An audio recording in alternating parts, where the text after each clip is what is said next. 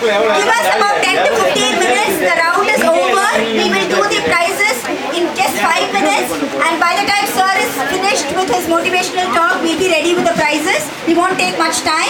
So, request you to please motivate. No. Don't you want to listen to him? Yes! A little louder, then he'll only speak. Yes! Isn't that motivating enough? Okay, so very good evening. Good evening, sir. Good evening, sir. Good evening, sir. All right. So that was much better.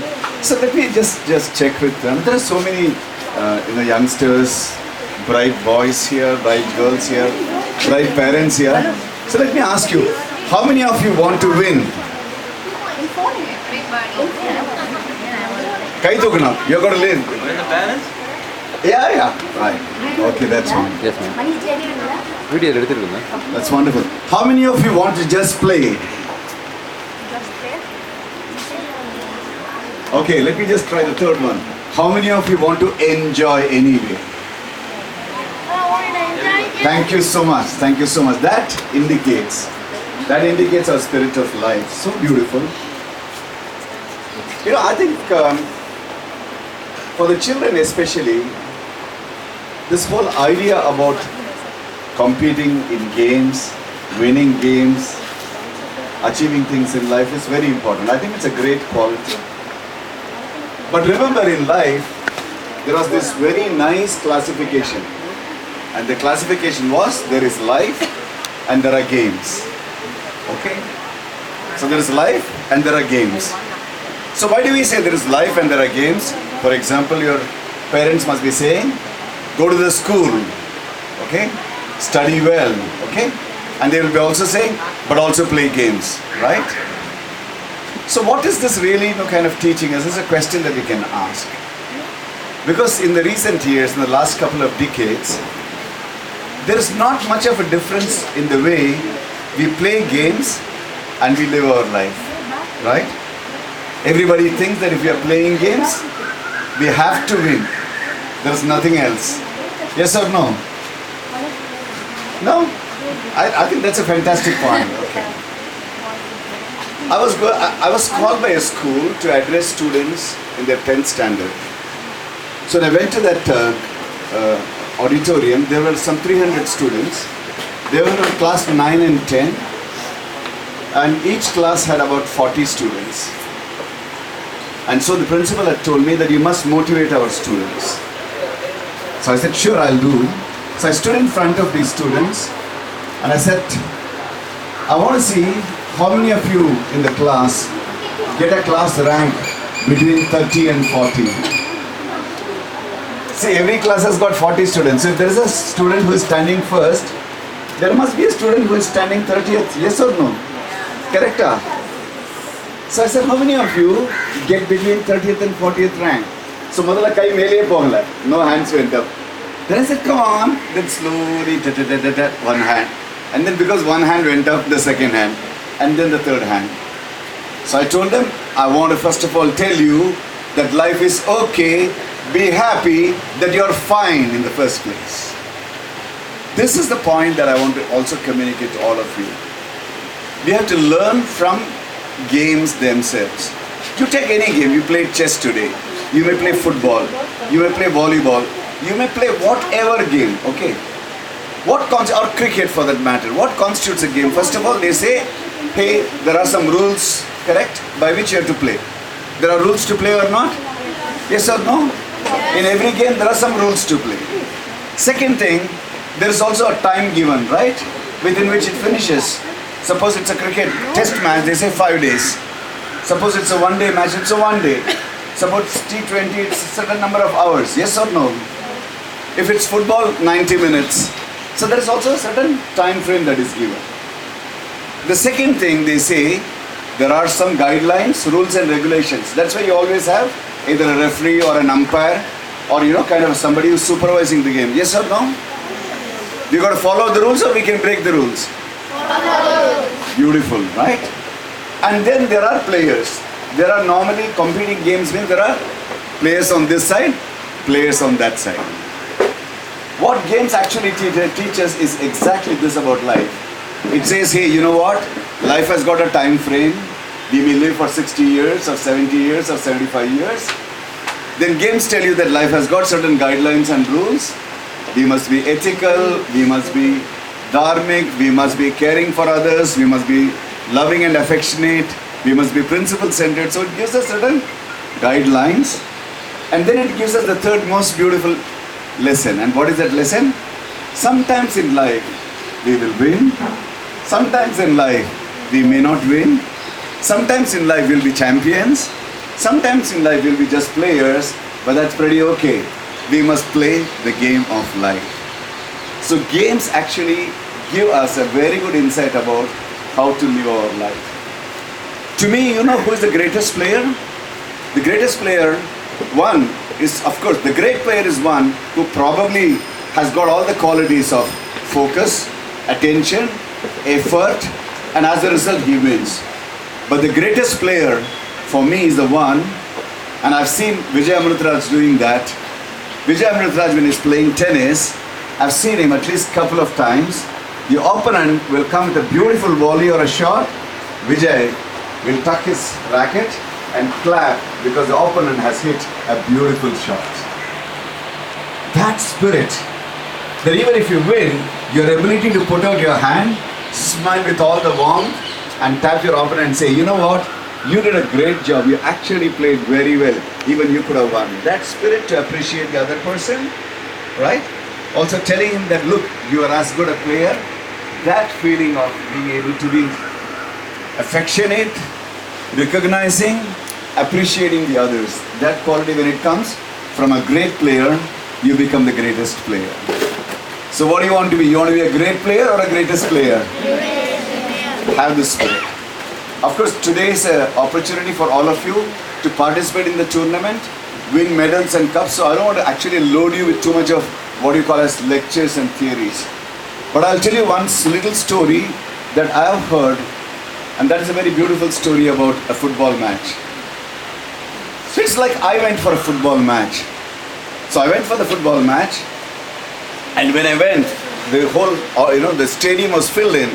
So when I was searching for seats, I found that there was one empty seat, and next to that seat was an old man, almost about 75-year-old Sardarji sitting there, with a long white beard, with specs, and looking at the game. So I went, he said, "Ha, beto, beto." So I went and sat next to him. And there were the two teams. There was a blue team and there was a red team. So when the blue team came into the field, all the supporters of the blue team, they clapped their hands and said, "Ah!" So the Sardarji also got up and said, "Ah!" I was for red team, so I looked at him and I said, Then he sat down. And then the red team came in.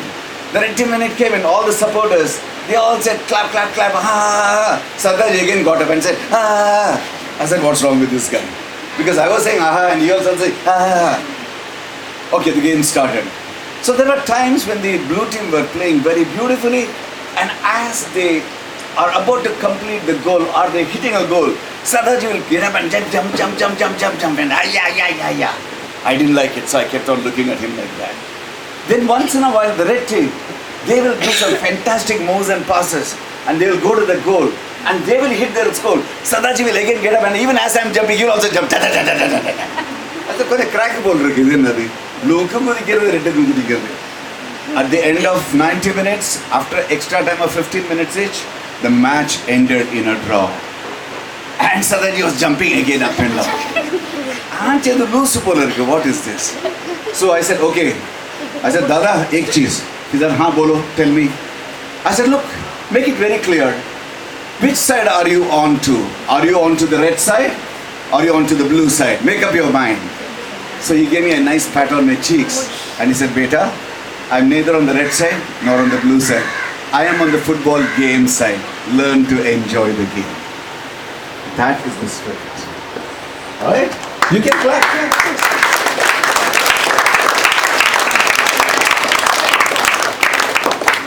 This is the beauty of any game, any sports. To be successful, you require a belief in yourself. To be successful, you must have a sense of purpose. Yes, I want to do this very well. To be successful, you need focus. You know focus? Focus means the ability to commit certain time and to be doing only that and repeating it again and again and again until you become very good at that. That is focus, right? As I'm doing something, some mobile call. Amma, can I take the mobile? Hey, no. Can you hold on? As you are doing that, some kind of song comes up on the television. I want to see the television. No, stop at that.